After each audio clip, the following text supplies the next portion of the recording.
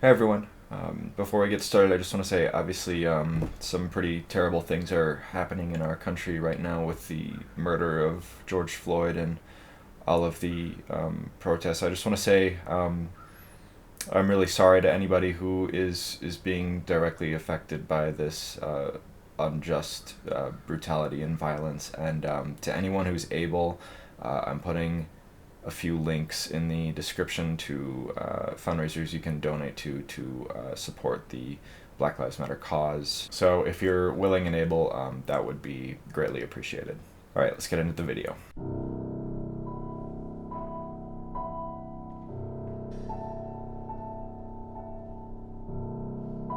In these videos, I'm going to try to introduce ways of thinking about harmony that you maybe haven't considered before, with the ultimate goal of helping you loosen up and explore new things when it comes to writing harmony. Let's talk about modes.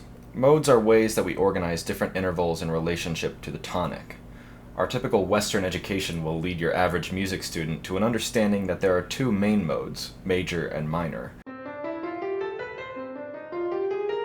There's also likely some acknowledgement of the existence of the other main Western modes, and while all of those are equally valid, deconstructing them isn't really the purpose of this video. Now, I should say before continuing that the language I'm going to be using in these videos is going to define the half step as the smallest distance between two pitches. None of this video is going to try to delve into microtonal music, so I don't really have any experience in that world. A way of understanding the message of this video can be defined by this extremely gross generalization. If music can be defined as a language, then modes are different dialects. Sure, we're all coming from the same 12-tone system here, but it's safe to say that Locrian and Lydian have a more difficult time understanding each other than, say, Ionian and Mixolydian.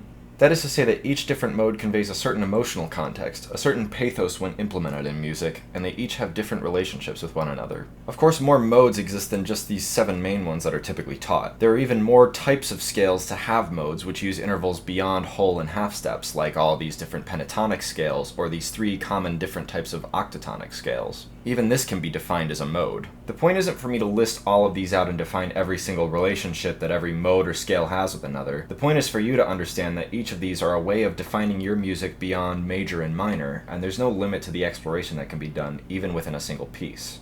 Let's take a look at 3 different melodies and get an understanding of why the modes that they're using are being implemented. Remember, before we go into this, sometimes the way I talk about things will be subjective. The beauty of all this is that you get to define what these things mean to you on your own terms, so just keep that in mind.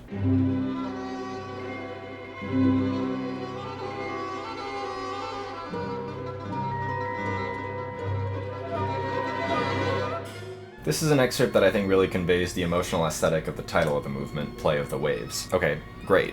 But why? First, let's define the mode. A quick way to do this is to first look at all the different notes that are used and see if they comprise a scale or mode that we can quickly identify. Let's start with the English horn melody, since it's what's covering the most ground here. By the way, normally the English horn in these horns would be transposing down a fifth, but I've put this into concert pitch just to simplify things. Okay, so we have right off the bat C, D, E, and F sharp. Using just our ears, but also knowing that the accompaniment and the architecture of the melody implies a central note of C, the existence of an F sharp starts to imply Lydian. Okay, great. Let's continue to see if we can define the rest of the mode in this excerpt. So, the English horn goes on to include a G and an A, both natural, but we're left with no definition for the B, so we don't know if it's flat or natural, or if it's even in the mode that Debussy is using. Luckily, in the accompaniment, the first violins and harps play Bs, so we've now outlined a C Lydian scale. Cool. Cool.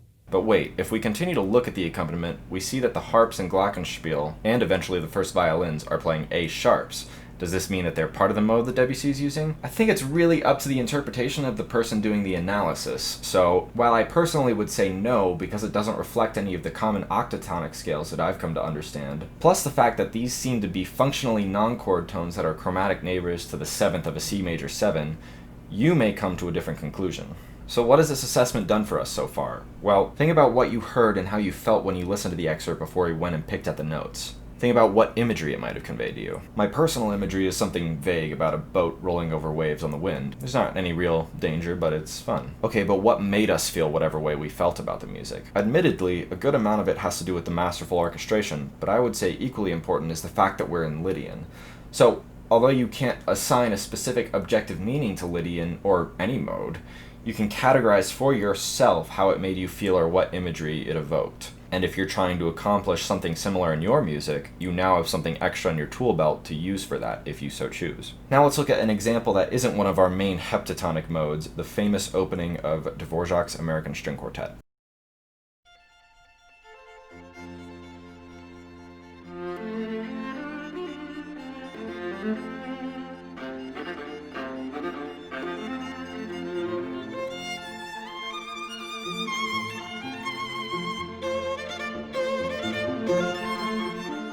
So let's do what we did last time and take a look at what notes are being used up to the end of the first violin solo. Dvorak actually reveals the entire mode in the first bar of the viola solo, and this entire section is using a pentatonic scale, what is commonly referred to as major pentatonic. In this particular section, he's using F major pentatonic with F, G, A, C, and D. Okay, so what are the traits of this major pentatonic mode?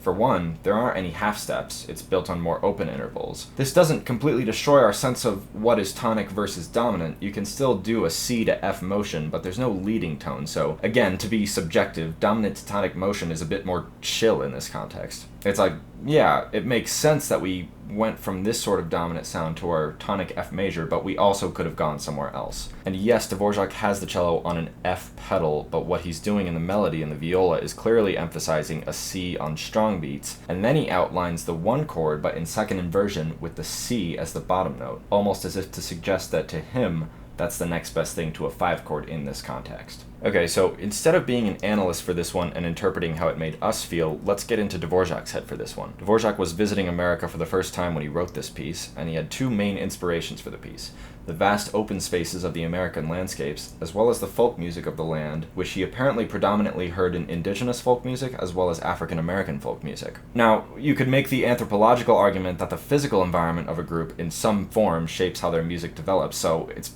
perhaps likely that these two ideas of American folk music and American landscapes are quite intimately linked, but I'm not an ethnomusicologist, so I'm not going to get real deep into that. The whole point of us seeing from that perspective is that we now understand that what Dvorak did to convey what he experienced as America was use the folk melodies and visual stimulation that he experienced on his trip to inform, yes, the structure of the melodies that he wrote, but more importantly to our discussion, the modes that he used in the piece. To him, this major pentatonic mode conveyed imagery of these wide open spaces that he saw, so that's what he used to open his string quartet. Before we get into our final example, which is an excerpt from my own music, I want to break down one more barrier that I think a lot of people experience when trying to expand their harmony, and that is the idea that if you select one of these modes to use in a piece, that particular mode must be used throughout the entirety of the piece, or at least for a decent section. This is where it's important to remember that part of developing your harmonic language is figuring out what's unique to you, and the idea that you have to stay put in a certain harmonic area is not true, and it's a notion that will actively prevent you from developing a voice that is personal to you. The ways in which you violate your harmonic establishments can be a really important part of how you define your craft, and so that's the final thing I want to show you in this video, is my own thought process with this. What I want to look at is the opening of my second string sextet. Before we listen to any of it, let's look at the notes that are used on this very first system. Okay, so starting from C, since that's what seems to be established as the tonic at the allegro marking, we have C, D, E, F, oh, and there's an F sharp, G, A flat, but also A natural, B flat, but also B natural, okay. So what's going on here? Am I using some kind of decatonic mode? Well, let's listen to the first system.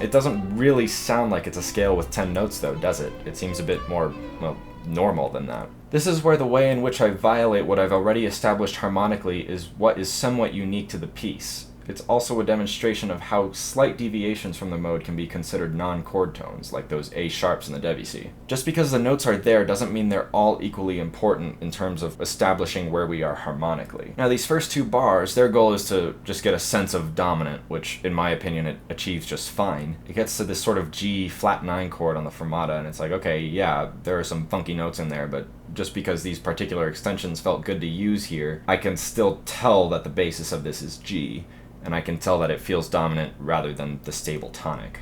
Starting at the allegro, however, we establish the tonic. It's pretty clear that we're in C something. If you take these first two bars in isolation, it's looking like a combination of Lydian and Mixolydian, so we have a sharp 4, but also a flat 7. But in the next two bars, this is expanded to include an A flat and an F natural, so what's actually going on is that there's an oscillation between C Lydian Mixolydian and B flat Lydian Mixolydian. So yes, I've established something in C, but I'm going further and establishing where I might deviate from my tonic by shifting the entire mode down to the flat 7 for a moment. That is now a part of my harmonic language for the piece. We can see that manifest in each of the violin entrances. The first violin enters on an overtly C Lydian statement, eventually giving into the B flat on its final note. Then we shift back down entirely to the B flat region for the entrance of the second violin, presenting the theme in that harmonic area. So I've now established that for this whole movement I'm going to be using, to a decent degree, Lydian-ish modes, but I'm also going to be deviating, and one of the ways in which I'm going to be doing that is to the flat 7 B flat, which isn't so out there, it's not like super uncommon, but it's also validated because B flat is part of that original Lydian Mixolydian mode that was established. The purpose of showing you my piece, as well as some of the thought processes that I go through, is to give you a sense that there are unlimited possibilities, and you can really do whatever you want as long as you weave a personal thread of logic through it in order to bind it together. Yes, harmony had what you could think of as rules for a few hundred years, and in the 21st century, in a world in which seemingly anything goes, it can be really difficult to navigate how to grow beyond those older concrete, quote, rules. Music is largely subjective, just as all art is, so my message for this video is to create your own rules and your own structures in which to compose, and you'll find your own voice much quicker than you would from following somebody else's rules. Remember that all of this is coming from my perspective, and you should seek out as many perspectives on this as you can in order to build your own picture. As for more specific exercises you can do based on the content of this video, I would invite you to try composing in some modes that you haven't written in before, and then exploring the relationship between different modes and seeing if you can navigate between them in a way that's appealing to you. Now, these don't have to be multi-line settings with accompaniment and counterlines and whatnot. I would recommend just trying to write an unaccompanied melody. Another good exercise is to create your own mode in which to compose, and again, this is just a way for you to freely explore what works for you and what doesn't. A way for you to define your own rules and learn how to violate them in a way that is musically sensible to you. I hope this video was helpful to you in some way, and as always, feel free to ask further questions in the comments. Planning on making at least one more video on this subject, more specifically on the construction of chords. If you'd like to see that, and if you found this video helpful, please consider supporting the channel by liking and subscribing. It helps out a lot. Thanks for watching, and I'll see you next time.